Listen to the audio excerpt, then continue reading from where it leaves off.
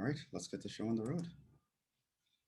Hello, everyone. Hope you're well. Welcome to another edition of Math 1108. Hopefully, you guys are doing well. I will just say as an announcement. So I asked you guys to send me your preliminary outlines on Wednesday, and I have made comments. Feedback. I have made comments on said outlines, either as to groups or even generally, as I mentioned, I sent out an email yesterday, just some general ways in which you want to do stuff. And so the written part of your project is due next Tuesday. And I recommended that you should try to really finish it this weekend, today, Saturday, Sunday, so that you can start practicing on your presentations. And you really want to convince someone of your way of doing things. So that's the point of the presentations, and kind of present everything you did in a nice, concise format that can get someone to be like, yeah, that makes a lot of sense. I like how they did that. All right, so you should start working on that soon.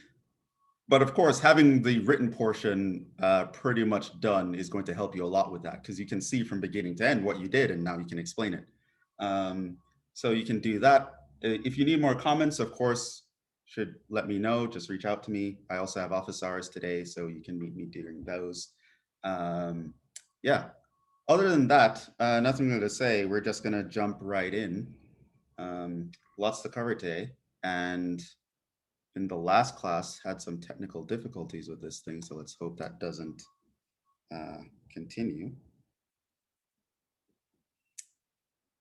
But yeah, so last time we started talking about expected value, or the mean, and this was when we have a probability distribution. This means we have some sort of random variable that is giving numerical values to each event, and we know the probabilities of those events happening, and we can put them in a table called the probability distribution. Once you can do that, the expected value is simply going to be the value of each event times the probability of that event occurring, and you add them all together, right? So that's expected value. And it's called expected value for a reason. It's the value that we would expect in the long run. And that's something that I mentioned before with probability, that I guess could be reemphasized, is the value of probability in statistics really work on the aggregate in the long run. It's not really good as a once-off predictor, right? So when I say something like, oh, when you flip a coin, the probability of getting heads is 1 out of 2, it doesn't literally mean every 2 times you flip a coin, one of them is going to be heads. That's not true. However, if you were to flip a coin 1,000,000 times, 1,000,000,000 times, 10,000 times, then roughly half the time you would get heads, right? It's possible for you to flip and get like 5 heads in a row. It's possible. It's not likely in the long run, though. And so that's where the probability actually comes in. And expected value is sort of doing that. Expected value is giving you the average value in the long run, if we were to do this over and over. So we actually did an example with a one-sided die, flipping a one-sided die, where I said, yeah, the expected value of a roll of a die is going to be 3.5. And that might seem very strange to you, because you're like, 3.5 isn't even a value on the die. What are you talking about? This makes no sense. And the expected value is not the given value of an event. What it is it's telling you, if you were to do this experiment over and over and over many, many times, on average, this is the value that you would get. So basically what this number is saying is that if you were to roll a die a lot of times, and you collect data on all the numbers that you rolled, and then you find their mean average, you add them and divide by the number of times you rolled the die, the answer is going to be roughly 3.5. And it will get closer to 3.5 the more you roll the die. That's how you should look at this answer. Okay, so it's the average that you would expect, average value you'd expect to happen on average, right? And this average is computed in a way that we call the mean, which we'll talk about when we do statistics.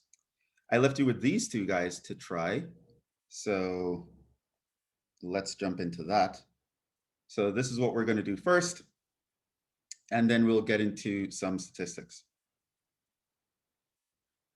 So let me kind of move this out the way for us to get started.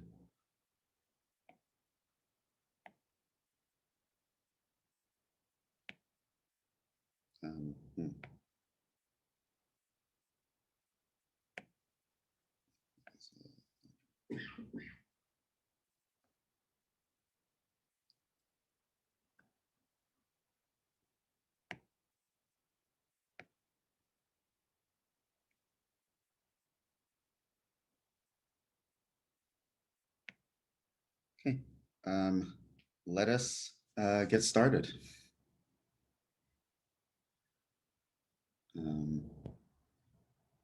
Pull up my notes here.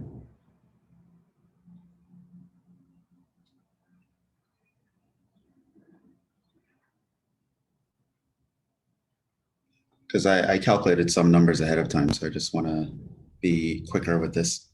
Okay, so a casino has a game with a $1 buy-in. In this game, you would toss a die, right? And you earn or lose money based on the following, right? So if the die lands on a 6, you would win $3. If it lands on a 3, you get nothing. If it lands on a 1, a 2, or a 5, you would lose $1. Okay, so you'd have to pay an extra $1. If it lands on a 4, you gain $1, right? Okay, so now the problem says, let X be the expected earnings, create a probability distribution for X. And we know what a probability distribution is. It's going to be X, all the possible values that X can take on, and then below, it's the probability of it taking on those values, right? And then part B goes into how much money do you expect to win on average? And is the game worth playing? Well, let's see. So A,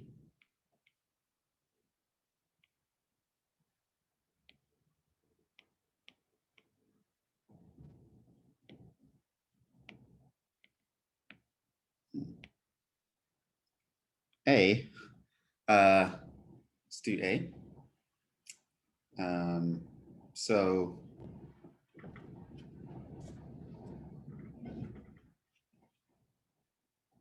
is this thing spazzing out again? Hopefully not. So here we're letting X be the earnings.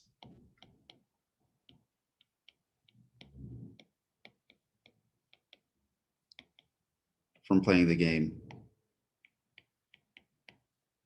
once. Here, we're not including the buy-in.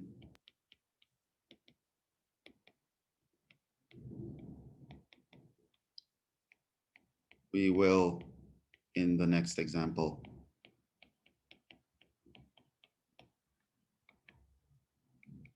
To show the difference.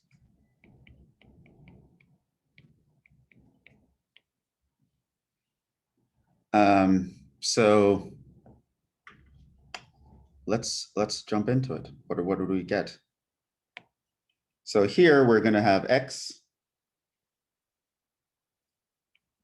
and the probability of X.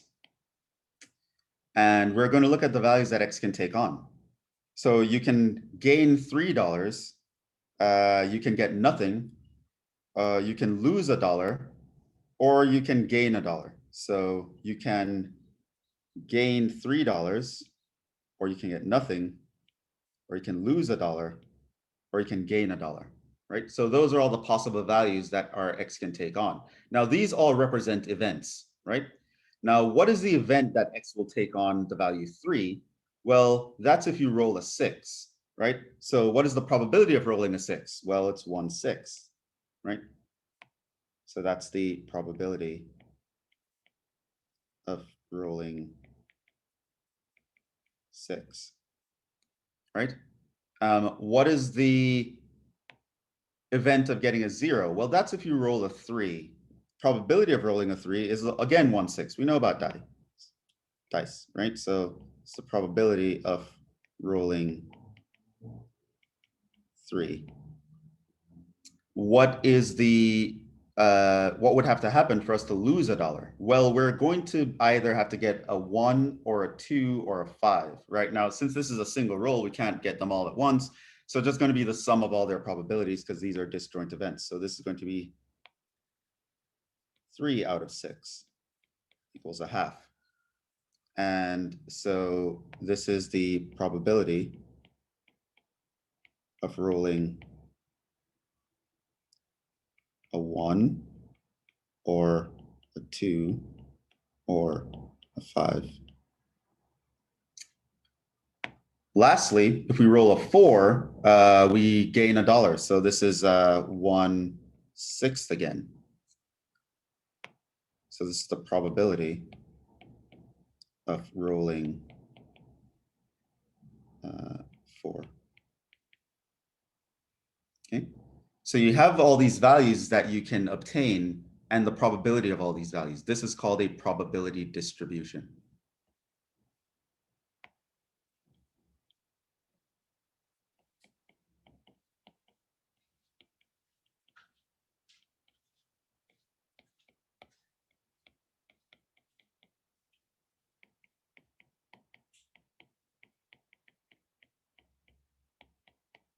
Okay, cool. So B, here it asks, how much money do you expect to win on average? Is the game worth playing? So here we want the expected value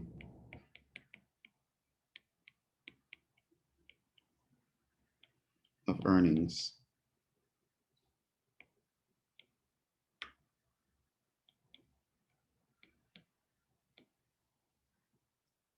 Okay, so for this, we need the expected value of X. And we know how to find the expected value of X once we have a probability distribution. It's just going to be a sum product. You're going to multiply things along the columns, and then you're going to add their values together. So here, expected value of X, right? That's going to be equal to 3. You get that 1/6 of the time. Come on, iPad.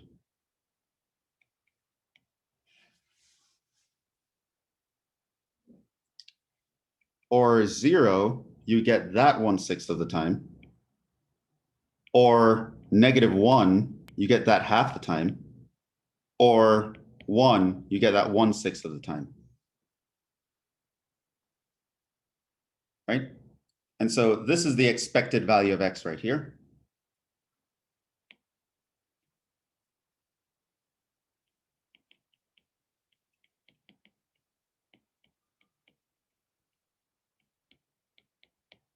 Okay, but now what I would do is I can add, or more appropriately, subtract $1. This here is your buy-in.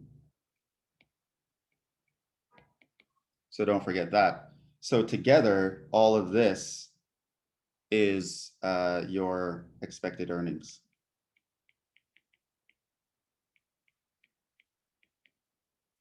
Right? Let's not forget that $1 you paid to even start playing the game, right? So this would mean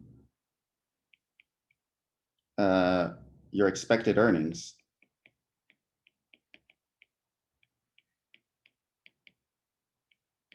is, drum roll. So you add up all these guys, subtract the 1, which was your buy-in, and then you would end up with negative 83 cents.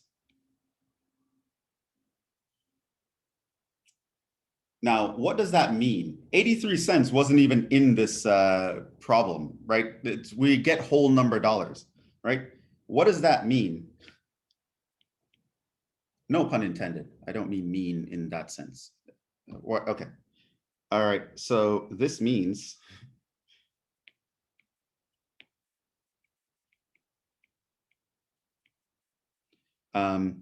if you were to play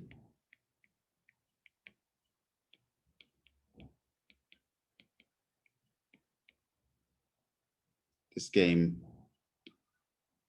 many times,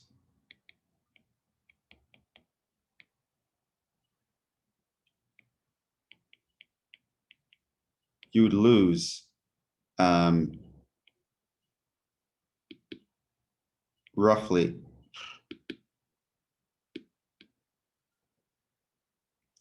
roughly 83 cents per play. Right? That's what that number means. So if you were to play this game 1,000 times, you can expect to be $830 in the hole. Right? Like if you were to play this a lot, you keep giving them $1 to play again, keep giving them $1 to play again, keep giving them $1 to play again, which means to play 1,000 times, you'd actually give them $1,000. But the amount of money you would gain back is going to be around $270, right? You'd actually end up losing money over time, right? So that's what this means. And by the way, this is why. Well, I'll probably go into that discussion in the next game. So worth playing.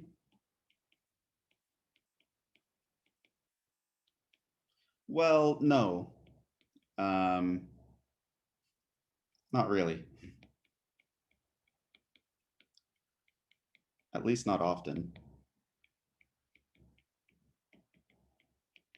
Right? You wouldn't want to play this game many times because on average, you're going to lose. You might get lucky 1 or 2 times, but you don't want to keep playing. Right? Which is the trap that a lot of gamblers fall into. If I just keep playing, I know I can get lucky. Nah, you're playing right into the house's hands. That's what you're doing. Let's go. Which I'll talk about that a little more later. It annoys me when it doesn't do that thing. I don't understand.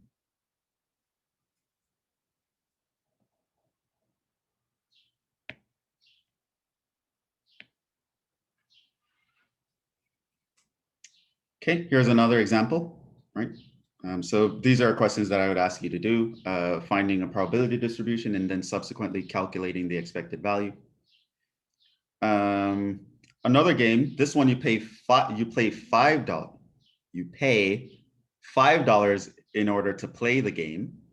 And the game is someone shuffles a deck, you pick 3 cards at random. If you select an ace of clubs, a 10 of clubs, or a 7 of clubs, in any order, doesn't matter, we'll give you $10,000. Yeah, pay 5 and I'll give you 10,000, right? Now, if you select 3 kings, you will win $1,000, which seems like a pretty good deal as well. Pay $5 and you could get $1,000. Otherwise, you would lose $10, right? So you'd have to pay an extra $10. Okay. Now, on one hand, this seems like a great deal. You're kidding? I give $5 and I have the opportunity to gain $10,000 or $1,000. You might be the lucky one. You might be the person who draws these 3 cards. But you might also not be, right? It's actually more likely that you're not this person. But let's actually talk about this. So X is the amount of winnings as a result of playing this game. So here,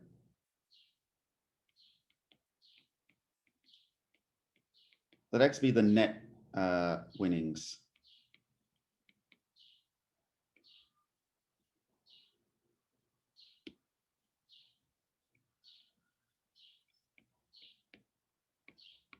From playing this game.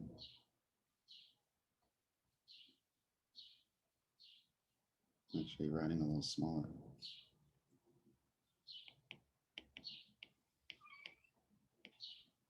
Okay. So here that means we're including buy-in.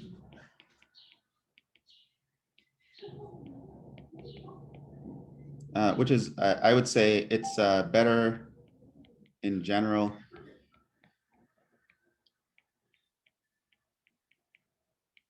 Especially if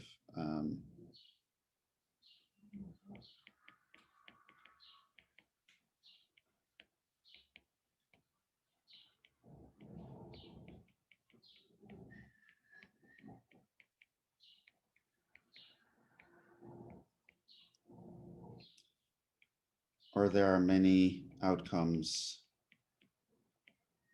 with zero value. So here we don't really have any outcomes with zero value. So it would actually be better to count net gain in the previous example. But in general, in this class, I won't.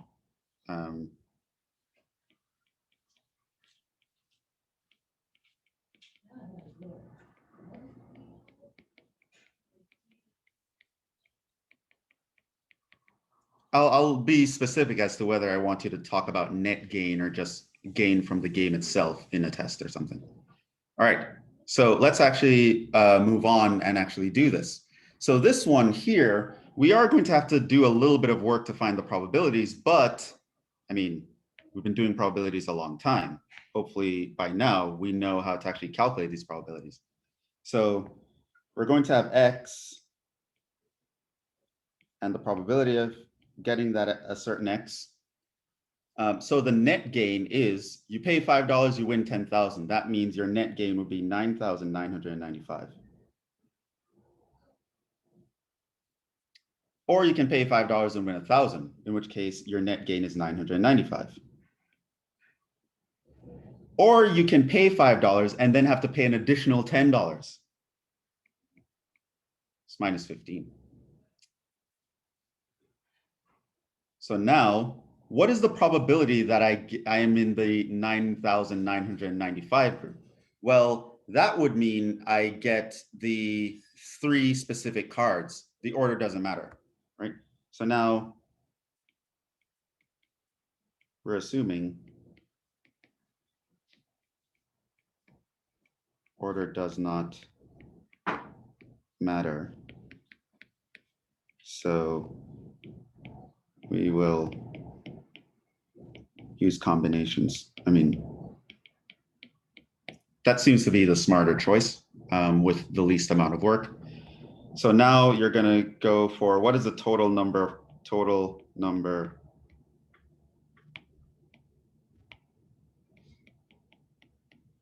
of possible hands that you could pick, right? So this is basically the size of your sample space.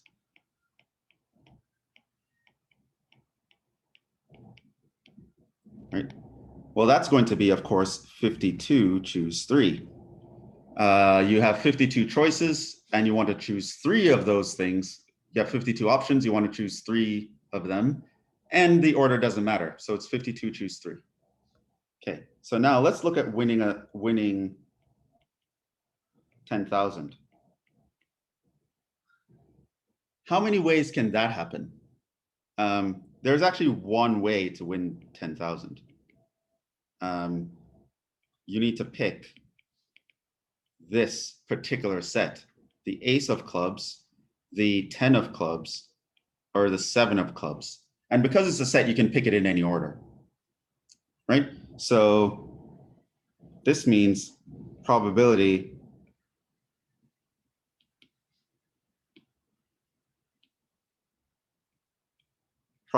we win 10,000. Well, that's going to be equal to 1 out of 52, choose 3. So out of all the possible hands, there is only one hand that will give you 10,000. This was calculated to be that. Okay. And that's what you would put here. So you would put 1 over 22, 100.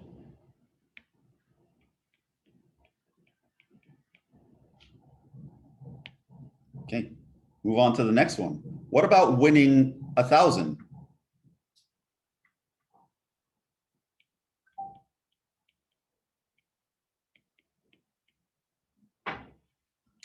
Well, this means of the 4 kings,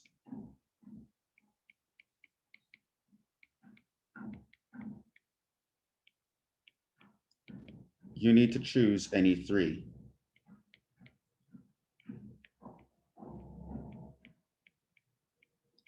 Order doesn't matter.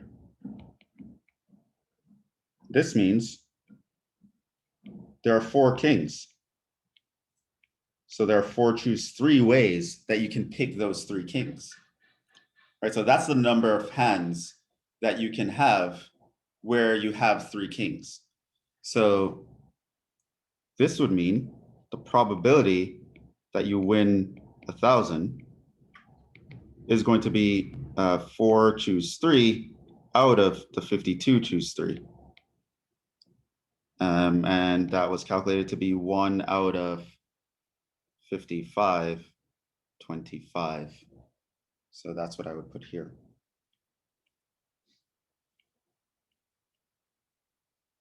The question did say to write things as fractions.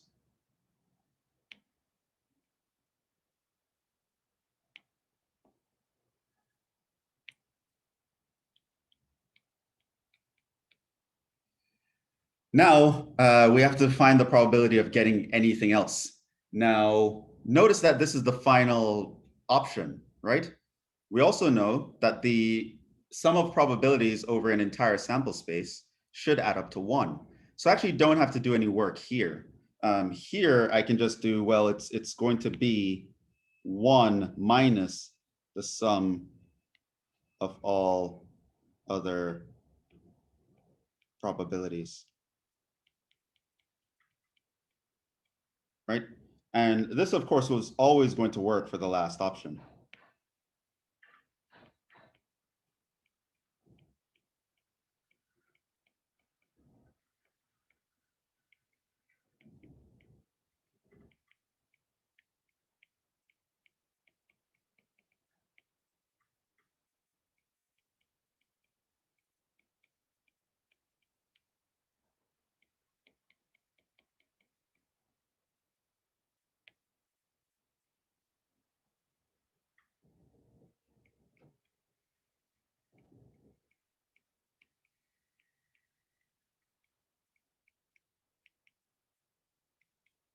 So if you're doing probabilities that will cover all possible events and your probabilities don't add up to 1, you did something wrong. The probabilities must add up to 1.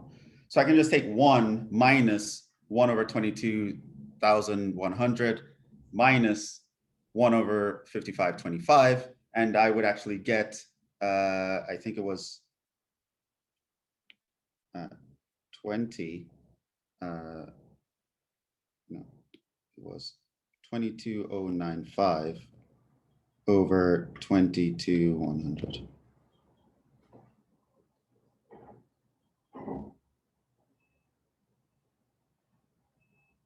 So that's what we have.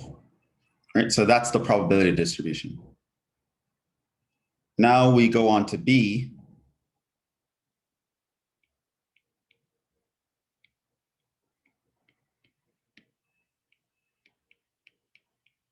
That asks for the expected value. Okay, so here,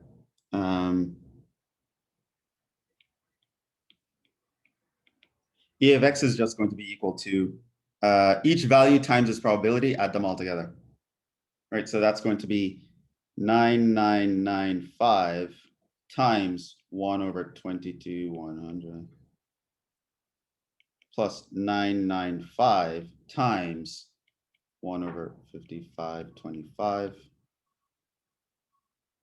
plus minus 15 times 22,095 over 22,100. And this is roughly, drum roll, negative $14.36.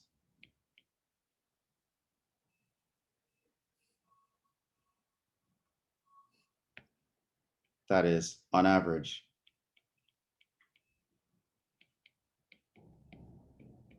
players lose $14.36 per play. Okay. So this kind of goes to show you how things like casinos, things like insurance companies, all that stuff, how they work and the kinds of calculations that they will do to make it work. So you might think it's crazy to have a business model where you're like, you know what, I'm going to open a business and here's what's going to happen. I'm going to have games, kind of like things where people roll a dice, and I'll give them money if they roll a certain thing, right? So you're making a business model where someone can walk through the door, roll a dice, and put you out of business just by chance, right? And you might think that that's a crazy business model. There's no way that can work. That is very silly. It turns out, though, that it does work. It actually works very well because they can do these calculations and they can tell you, well, yeah, one guy coming in might get lucky and win some money. However, if we get a lot of people to come in, on average, they're going to lose this much money. And they can actually predict how much money they're going to lose. Losing money for the players, meaning gains money for them. And they can have earnings reports and projected earnings and all that stuff based on games of chance, right? And of course, they'll have like, they'd want to, of course, entice a lot of people to come into the casino. So it'll be big and flashy, and you'll have hotels attached to it, restaurants, the big flashy light signs, and all that stuff to just trying to get a lot of people to come in. And this is why, right? Because with one person you can lose money, but with many people on average, we know that we will actually gain money. Same thing for insurance, right? So you go to an insurance company and you're like, so you're telling me that I give you $100 a month, and if I get into an accident, you're going to shell out thousands of dollars. Is that correct? And it's like, yeah, that's what we'll do. And it might seem like that's crazy. Why would anyone do that? But it's because of things like this. If the insurance company can get a lot of people to sign up, it turns out a lot of people are not going to get into an accident every day. And a lot of people, even if they get into a minor accident, won't actually apply for insurance because lo and behold, the insurance company would say, well, if you apply for claims too often, we'll kind of raise your premiums. No one wants to do that. So yeah, they can get away with it. And again, insurance companies have been around a long time. Casinos been around a long time. How can these people who require a very little pay-in shell out so much money for a winner and not go out of business? This is how. And these are the kind of calculations that they will do to make sure, right? So they will look at what is the probability that a 22-year-old male with a very expensive sports car is going to run into an accident versus a 50-year-old male with a Volvo and a family is going to run into an accident. And they can actually charge premiums based on each of these probabilities. And at the end of the day, they'll really end up with profit, right? That is somewhat predictable in the long run, right? So that's, yeah. So that's the value of expected value. A lot of companies will hire statisticians and stuff like that to figure out the expected value that they can earn based on some strategy or action that the business wants to take. And to the consumer, it might not seem like the company's gaining anything, but they are consistently. And so far, this kind of stuff has worked. Yeah. So that's kind of what I wanted to do with expected value, and sort of ends what we wanted to do with probability. So what we're going to do now is we're going to jump into the next section, which is statistics. And before that, I'm getting like this alert that my headphones are about to run out of battery. I thought I had them charged, but so I'm going to switch.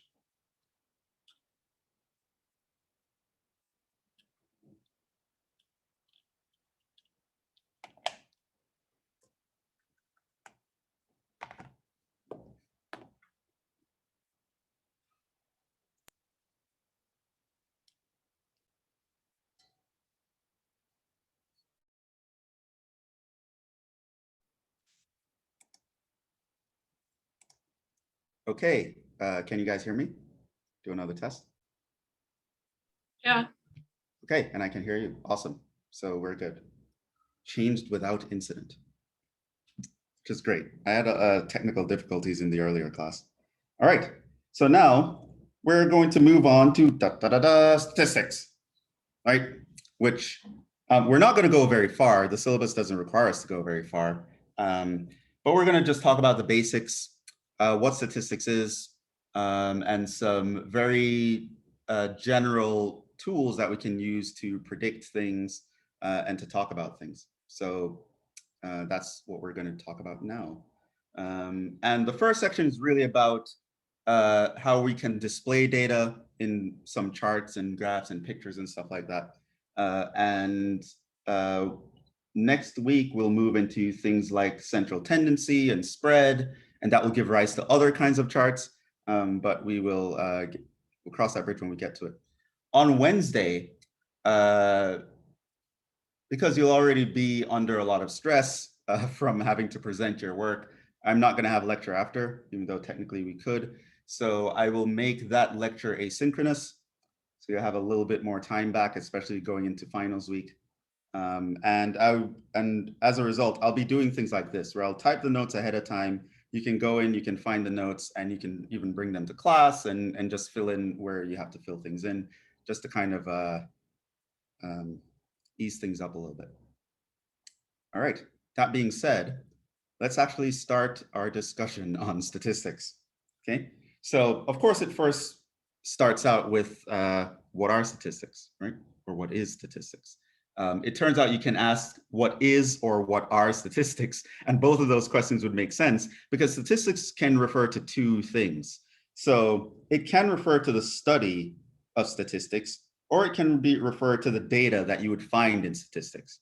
So statistics can be the science of actually collecting, organizing, displaying, and analyzing data, right? So it's the study of doing this, how to do this properly. That is statistics. But statistics can also refer to the actual data that is being analyzed, right? Or collected or organized or displayed. So when someone says, for example, oh, baseball statistics, they're not talking about the study of baseball statistics. They're talking about the actual numbers, the actual data, right? So statistics can be used as a noun referring to the actual data, can also be used as, just referring to a study. Yeah, so that's what statistics are. Now, why are they useful? Well, there are two main reasons that we would study statistics. One is to just be able to answer very difficult, pressing questions that you cannot answer by any logical or reasonable means because there is no mathematical equation that governs it. There's no law of the universe, at least not one that you're aware of, that governs it. And so it's very hard for you to actually come up with an answer. Things like, is smoking bad for you? How long will I live? Is it better for me to live in a rural town or a city? Do students perform better in Jhevon's class, or should I register for another class? Statistics will help you answer these questions, right? Where there's no like formula for any of these things. There's no way that you can say, oh, this definitely has to be true, and here's the proof. No, it's sort of, you have to answer it on the aggregate because there's no one right answer for any individuals. So of course you'd be able to answer a question like, chances are smoking would be bad for you. It would be bad for most people. But hey, you might be that one guy who can smoke all the way into his 90s and not have a problem. And statistics is what tells us that just because you can see a few examples of that doesn't mean that you will get away with it and that, these people are just messing with me. Smoking is fine. Statistics tell you, it gets you closer to the truth. Okay, so that's one reason why we want to study statistics, to answer hard questions for which we don't really have a very good way of answering them otherwise. Also, statistics help us in making predictions because, as most of you know, history repeats itself. The universe runs on laws, and we might not always understand those laws or even be aware of them, but we do know that certain things you can expect to happen, right? I expect the sun to rise tomorrow, the sun will come out tomorrow, right? Things happen repeatedly. The tide is going to come in at some point, it's going to go out, and I can tell you when and it's going to come in or go out with relative precision. And so statistics is what helps us with that. By measuring how these things happen over a very long historical period, we can, in many cases, make some predictions that are eerily correct. Okay, so that's what statistics are about, right? This is why actuaries and statisticians and all that stuff. These are always going to be in demand job-wise. So yeah, that's what statistics are and why we would study them. Okay. So now let's actually do some statistical study where we can actually see how this would actually come about and how we'd go about actually getting stuff done. So suppose you're given grades of 15 students, right? So this is the letter grades, right? F, A, B, B, C, D, C, C, F, A, B, C, D, F. All right, cool. Okay, so you have all the data, but it's just a massive data, right? You can't really answer anything about this class. Is this class doing well on average? What percentage of people are getting A's? There are a lot of things that you'd want to know, a lot of metrics that you'd want to know about that is not answered by just having all this data. And so you'd want to start organizing it some way that you can answer questions readily and quickly and precisely. And this is just with 15 students, right? There are a lot of science classes where you'll have 200 students in class. And there are many other contexts in which you'll have many, many more data points, thousands, millions. Think about insurance, right? You have thousands of data points walking around. You want to be able to analyze this data and come up with some facts, right? So one way you can analyze this data is in something called a frequency table, where you can talk about each type of data point and you can talk about the frequency with which they occur. So for example, we can create a table with grade and frequency of this grade.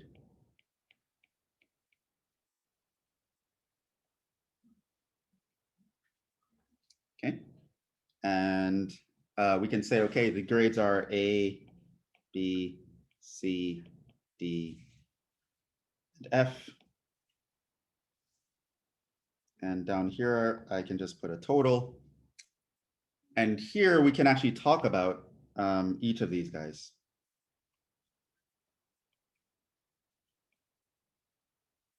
Right? So I can talk about the frequency of A's, and I can go up here and I can count how many A's happened, how many B's happened, how many C's happened, etc. Right? And so you'll get a table like 3, 3, 4, 2, 3.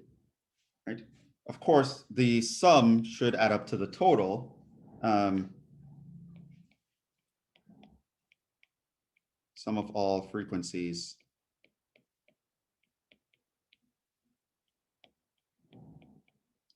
should be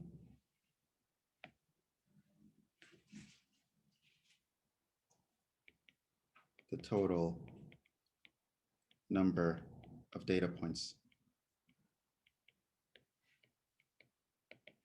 Okay. So this table is a little more organized. I can go in and I can know how many of something happened, right? I know there were 3 A's, 3 B's, 4 C's, 2 D's, 3 F's, right? It's a lot nicer than just having a list of stuff, right? You can just know each kind of thing in the list and how many times they happened, right? Which is cool.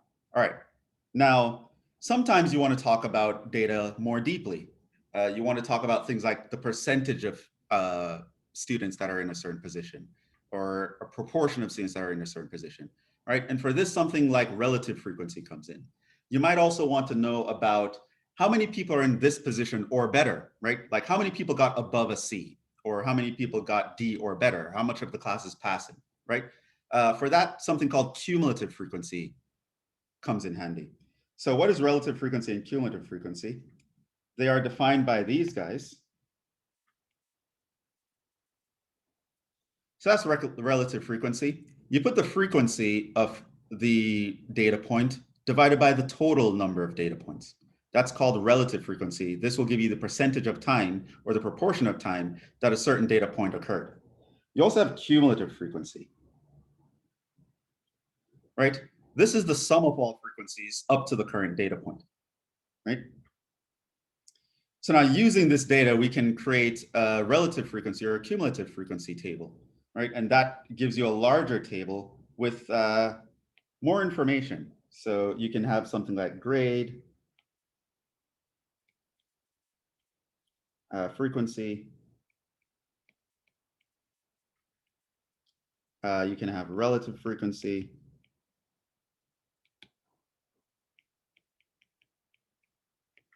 And we can have a cumulative frequency.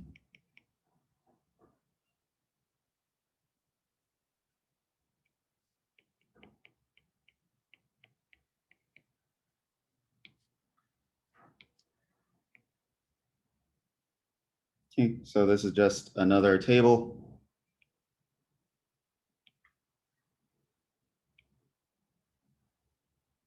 Okay, there's going to be like A, B, C, D, F, and there's going to be a total.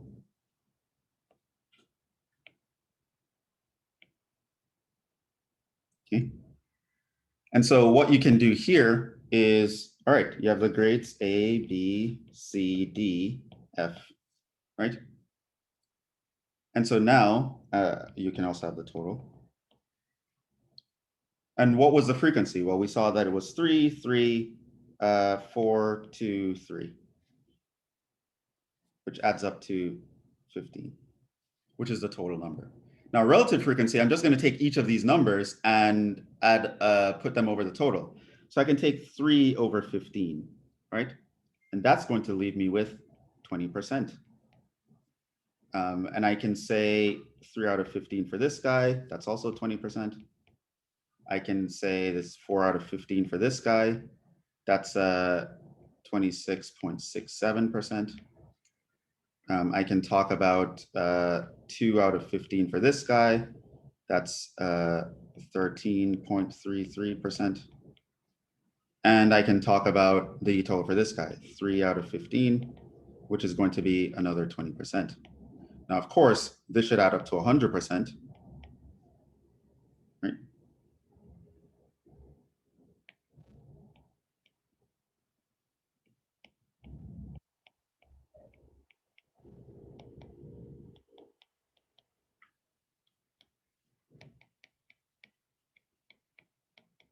Or very close to it based on rounding, right?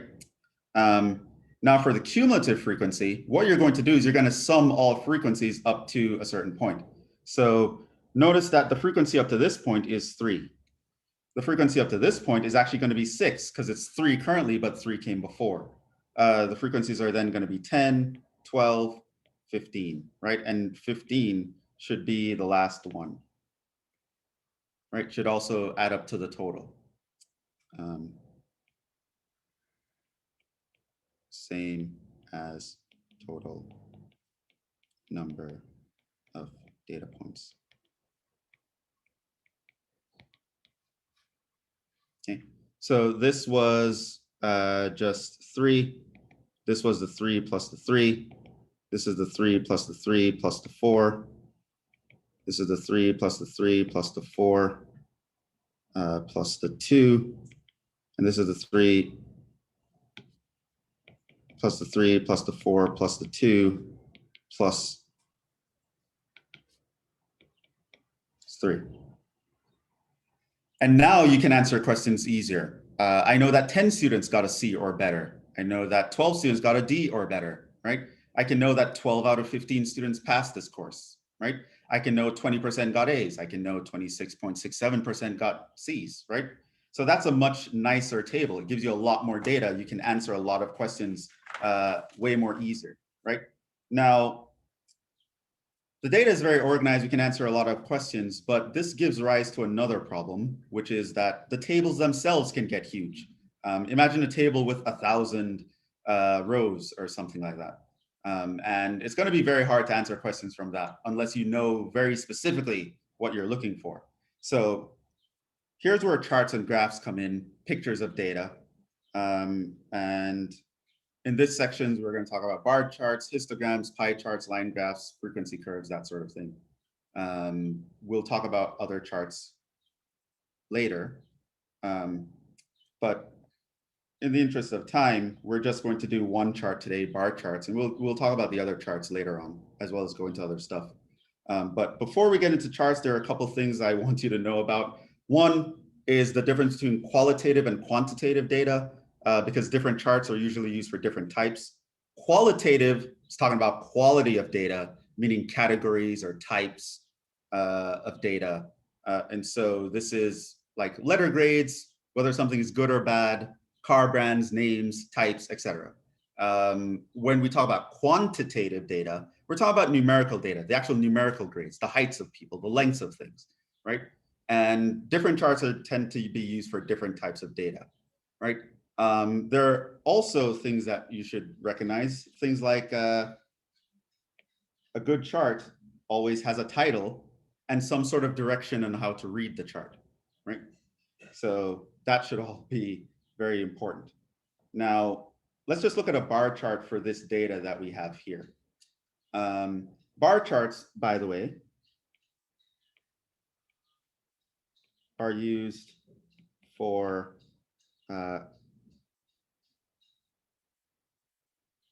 qualitative data.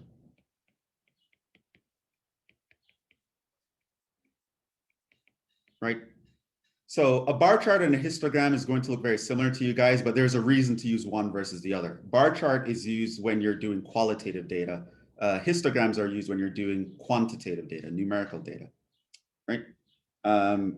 So these guys plot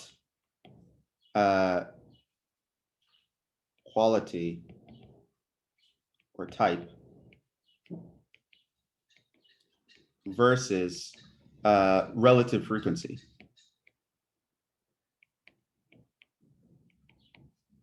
Occasionally, but not always, very rarely, occasionally, rarely, you'd plot it against frequency. Okay, so here, what I can do is I can just have this chart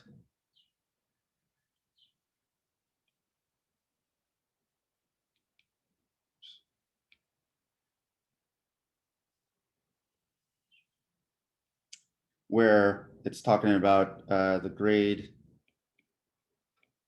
distribution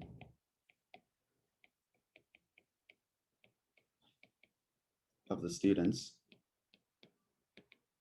Good chart always has a title. You need to know what the chart is about.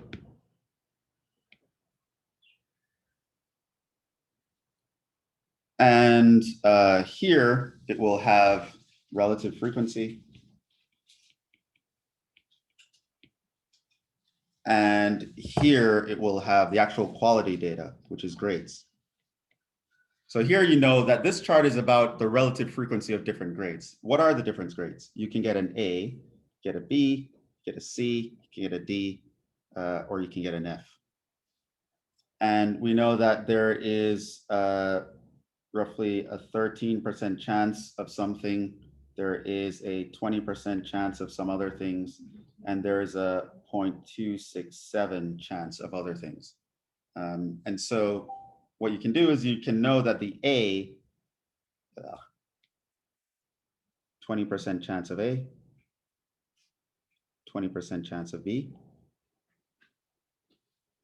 You can have 26% chance of C. You can have a 13% chance of D. You can have a 20% chance of F. Right? So that is going to be, that's your bar chart. Bar charts are used for qualitative data. And now you can sort of see at a glance, like how the grades are distributed, right? Clearly you can see here that the most popular grade is a C.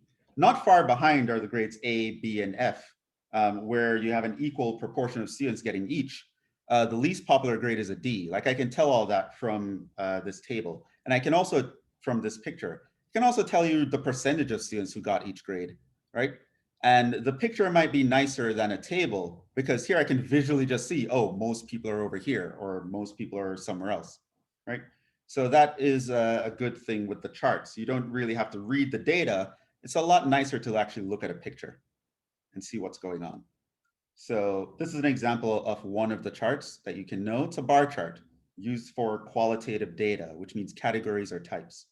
The equivalent to this for numerical data is called a histogram, which we'll talk about next time. And that will lead us into some interesting stuff when we start talking about numerical data. But for now, we'll stop there. We'll talk about pie charts and stuff next time. But yeah, so stop there for now. As mentioned, office hours later. If not, you can just let me know if you have any questions about your outlines or anything that you want to know moving into the weekend, so you can actually start practicing presenting your data, which you're going to be using charts and things of that sort. And well, it depends on how you want to set things out. It's up to you. So if you have any questions on that, you can let me know, and or just come and meet me in office hours and we'll take care of it. Other than that, have a good weekend. Good luck prepping for your presentations. Like I said, on Wednesday, asynchronous lecture, and you just only have to worry about your presentations that day. Don't worry about anything else, and we'll move forward. Also, I think your test is that day, if I'm not mistaken, which I already told you how I'm doing that. That's also asynchronous. So I'll give you like a 24-hour window to do that. So yeah, I'll remind you guys of all this. I mentioned it before, but for now, we'll stop there. Enjoy your weekend, and I'll see you guys in the next one. Ciao.